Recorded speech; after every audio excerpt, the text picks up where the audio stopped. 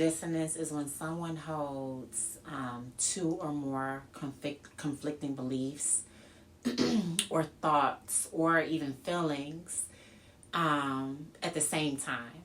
So, in the case of narcissistic abuse, a person experiences cognitive dissonance because they have conflicting thoughts and feelings about the narcissist's behavior.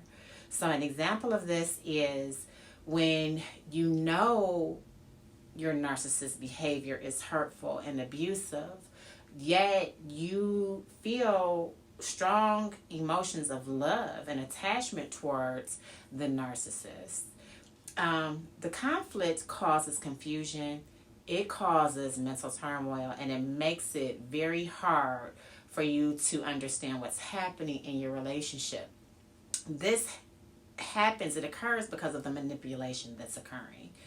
Over time, cognitive dissonance can lead to negative psychological effects. It can lead to anxiety. It definitely did for me. It can lead to depression.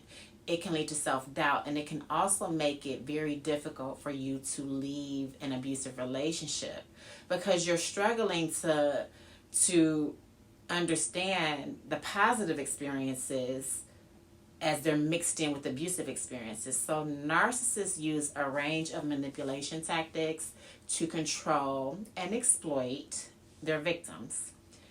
Like I said, these tactics are what leads to cognitive dissonance. It confuses you. It undermines your sense of reality. It causes you to doubt your own perceptions and beliefs.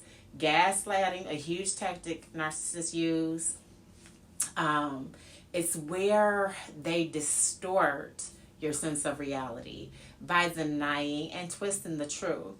An example is a narcissist might deny that they said something or did something hurtful. Like they will actually pretend like, what are you talking about? I never said that. I never did that. And you know full on well, yes you did. But they're so convincing. The acting is so real that you begin to question, well, didn't it happen? Or you don't understand why they don't remember. After time and time and time of this gaslighting, you begin to feel confused. You don't understand what's going on or why would they not remember.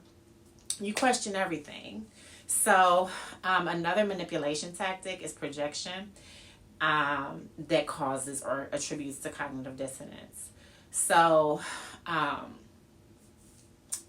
narcissist might say, you're being selfish or you're being untrustworthy when you are going in hard. You're putting everything into the situation. And even though those qualities are more applicable to what the narcissist is doing, it leads you to feel, to question, like, what is it that I'm doing that's making this person feel this way? A lot of times because you yourself are an empath, you're trying to understand. You're giving them the benefit of the doubt. You don't want to just negate their feelings while they're playing a game with you. Sometimes they will say things, underhanded things, to make you doubt your attractiveness or your own self-worth. They do things to make you feel like you need to compete for their attention. And narcissists may use intermittent reinforcement. And that's when they alternatively reward and punish their victim. That's that love bombing, devaluing. This leads you to doubt your own perception. It leads you to doubt your feelings. It leads you to question everything. Cognitive dissonance can make you feel so uncomfortable, so confused.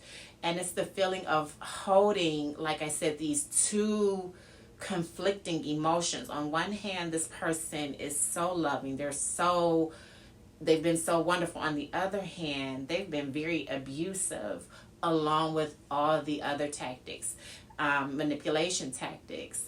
And guys, again, I cannot convey enough how harmful cognitive dissonance is. That's the part when you start questioning reality.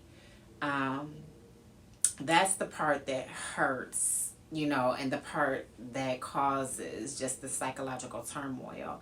A lot of times that's why victims of people that have MPD stay in the situation, because they can't pinpoint what's real and what's not. So a lot of times it's empaths that end up with narcissists. That in and of itself is conflicting, a cognitive dissonance, because an empath is so emotional, so feeling, so understanding. They begin to deny their own feelings, their own needs, their own truth, because the narcissist has made it seem as if, or projected, there's something that they're doing, there's something, that they're not quite doing the right thing. So like I said, I'm going to use my relationship stories to give you examples of the different manipulation tactics that I've experienced, the different manipulation tactics that I've talked about. And really, cognitive dissonance has been, I think cognitive dissonance is the best way to describe in a nutshell the combination, the culmination of all the abuse you feel when you are dealing with a narcissist, of what it does to you. I, being a spiritual person, I've described it as, just spiritually something is not right.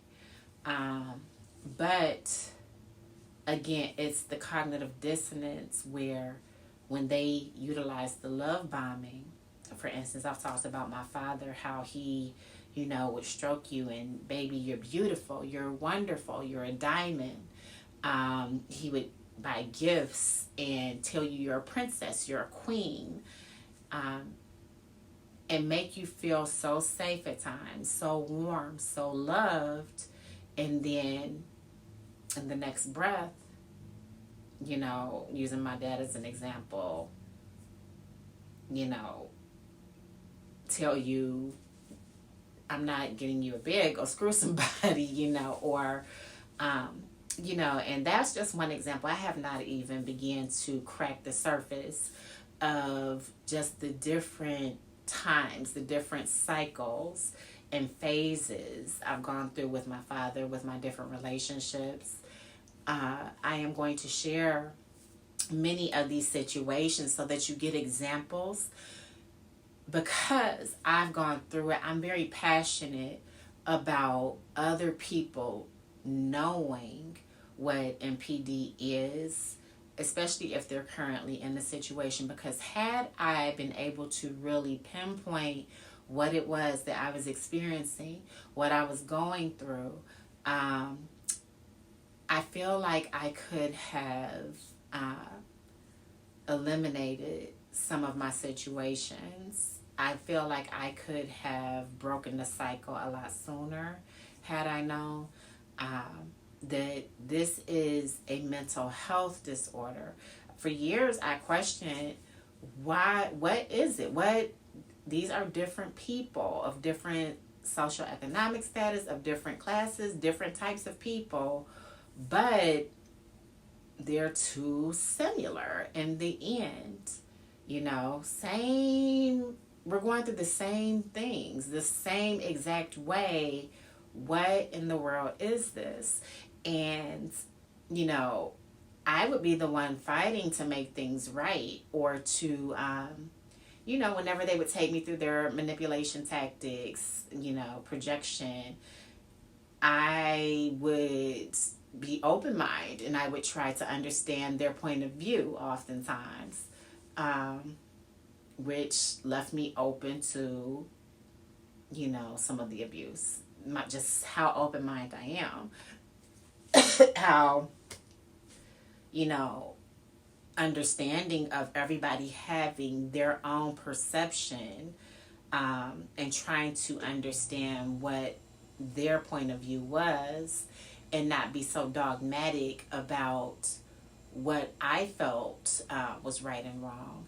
So again, cognitive dissonance, guys, that that is the issue of narcissistic personality disorder for me that caused anxiety. All the manipulation tactics led to that, and it was me. A lot of it too was the time that I had invested in each relationship. The fact that I did not want to quit. I don't give up. Um, Again, I'm open minded. I wanted to understand my mate's or my spouse's perspective and trying to make reason and make sense of, well, why would you see things a certain way that didn't make sense? So trying to make sense of what didn't make sense. But, now that I'm aware that there were tactics and there was a personality disorder involved, it wasn't designed to make sense. It wasn't supposed to make sense. So I'm busy trying to get them to, understand, well, no, that's not what I intended. And, whenever they were doing projection or, no, that's not how I meant that, or no, that doesn't make sense. And I'm busy, trying to make sense of it. Their intent was not to make sense, It just kind of kept you on your toes and off your feet. So, but yeah, I'm going to go into deeper and some more detail about cognitive dissonance because that term, it leaves you feeling very spacey, you can't touch the surface, you can't get to the real. And that's because a lot of times when you are in a relationship with a narcissist, there is no real to grab hold of. And for me, I have been chasing stability, chasing real, something tangible to hold on to.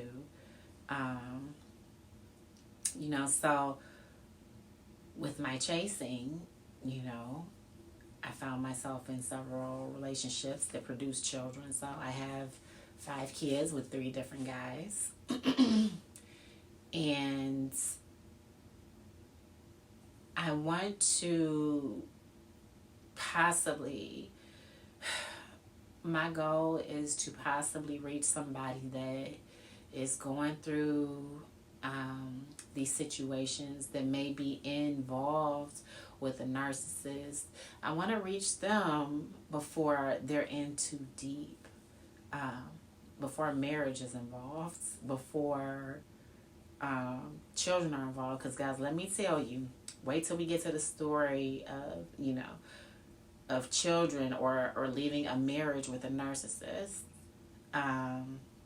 It's not pretty. It's definitely not easy. And, when you start involving lives, children, you're bringing whole other people into the world. And you have to be very careful who you are creating these other people with, because that's going to affect the kids. So, yeah, this is important. This is important to me. Hopefully I'm reaching someone hears me. I would love to hear some of your stories. That's one thing. When you are going through a relationship with a narcissist, if you have a parent that's a narcissist, when you're going through part of it, I know for me, I used to call my girlfriends and we would talk and I would try to make sense of it.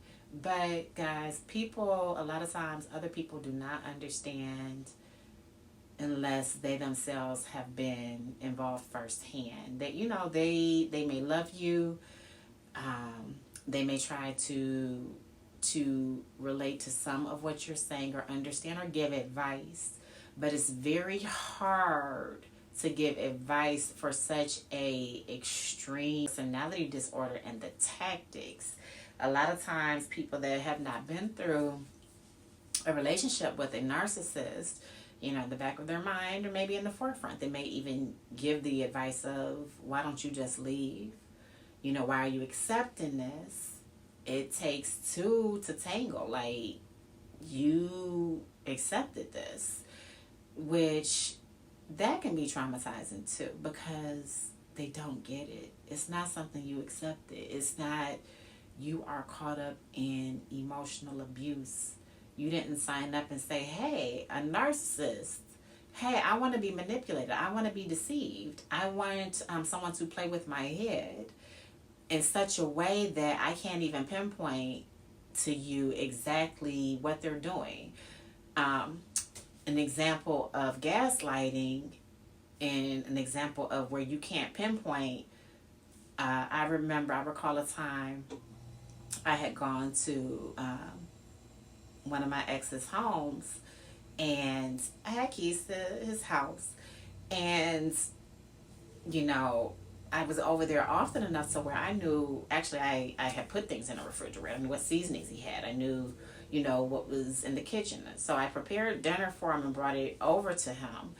And he was always telling me that I eat too much candy, but I would always see candy in his cabinet. So I brought dinner over to him one evening, and, there wasn't any candy. The next evening, after he had just critiqued me for eating too much candy, he had M&Ms, like a huge bag of M&Ms on his table. And I said, well, when did you go get those? You were just getting in my case about eating too much candy. He says, those have been there. He tells me, what are you talking about? Those M&Ms were there yesterday. They've been there. Guys, the M&Ms were not there. But that's something as trivial as to a bag of candy. Gaslighting involves making you feel crazy because in your mind there weren't any bag of M&Ms there. And they're looking at you, you're crazy. They definitely were there. But when you try to rationalize something like that, well, why would somebody lie about M&Ms? So then you're questioning, well, were they there? Guys, stand your ground. No, the M&Ms are not there. So, yeah, those type of mind games, when you're trying to convey that to friends and family that have never been with a narcissist, they're not going to get it. They are not going to get what cognitive dissonance is, what it does to you, the anxiety that it causes. So again, that's why I formed my channel.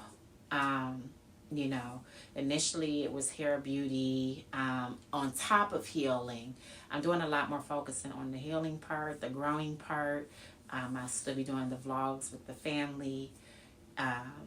And with my channel, again, I formed this because I need community. We need each other. I want to help someone recognize sooner than I did what narcissistic personality disorder is, how it can affect your life, and how to remove yourself out of a situation that exhibits all the characteristics, all the manipulation tactics that I'm talking about, because it can turn into something more and something deep that it's a lot harder. Once you're married, again, that's not easy to leave. It's easy to get into a lot of times. It's very hard to get out of. I went through years of custody battles based off of the choices I made, and not knowing, and being vulnerable, and being codependent and needy because I was attracted to narcissists, because I was raised by one. The cycles. Trying to break the cycles. So guys, in the comments below, I truly do want to hear some of your stories, if you'd like to share, how you heal from dealing with a narcissist. What helps me with an extremely abusive relationship, the one before the last one, what helped me get out of it, I really started digging in deep and researching narcissism, and I began to read books on narcissistic personality disorder, and it was aha moments, because the things I was going through was so weird, so extreme, and I couldn't understand what is happening. What is this? So once I read books and it talked about the different manipulation tactics, the woman was talking about, she was telling her story, and there were aha, like, oh my God, I went through that same thing. That helped me. It actually helped, and that's why I say educate yourself on MPD. If you are in a situation, do research, educate yourself. There are support groups. Quora, I'm not sure if I'm pronouncing that right, I think it's Quora. They have many chat groups that cope or that deal with narcissism, and even those groups talking with one another, reading other people's questions, reading other people's comments has been very, very helpful. So again, that's with my channel. I want the person that's looking for help, that is trying to figure out what they can do, what they're going through, I want to be a resource for you, and we can be a resource to each other. So in the comments, anything that you want to leave as far as your experience with MPD, please do like and subscribe, and then I will see you next time.